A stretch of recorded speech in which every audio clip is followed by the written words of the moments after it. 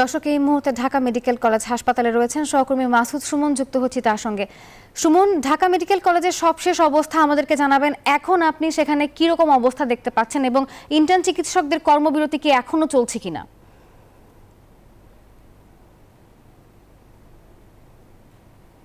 আপনাকে ধন্যবাদ। আমি এই মুহূর্তে ঢাকা মেডিকেলে আছি। আমি সকাল থেকে এখানে ছিলাম, খবর নিয়েছি, বেশ কিছু ডিপার্টমেন্ট ঘুরে দেখেছি। আমি এই মুহূর্তে ঢাকা মেডিকেলে কিন্তু চিকিৎসকরা এবং ঊর্ধ্বতন যে কর্মকর্তা রয়েছে তারা কিন্তু মিটিং করছেন, তারা সভাকক্ষে একত্রিত হয়েছেন। ঠিক তারা কি সিদ্ধান্তে যাবেন আমরা সকাল থেকে দেখেছি। এখানে কিন্তু ডাক্তাররা আমাদের বলছিলেন যে তারা নিরাপত্তাহীনতায় ভুগছেন। তাদের যে দপ্তর রয়েছে বা জরুরি বিভাগ সহ তাদের যে চেম্বার রয়েছে সেখানে কিন্তু তারা বসেননি। তারা বিভিন্ন জায়গায় চিকিৎসা দিয়েছেন, তবে নিজস্ব চেম্বারে বসে বা সেই ওয়ার্ডে গিয়ে চিকিৎসা দিচ্ছেন সেটি দিচ্ছেন না।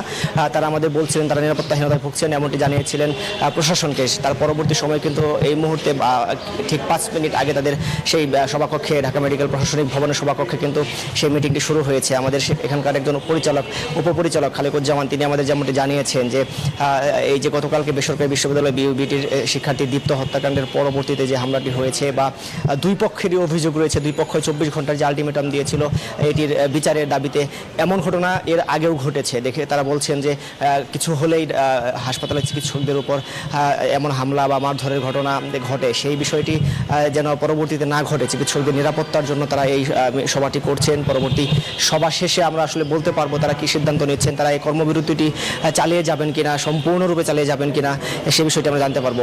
ঢাকা মেডিকেল থেকে এই ছিল আমার কাছে সর্বশেষ।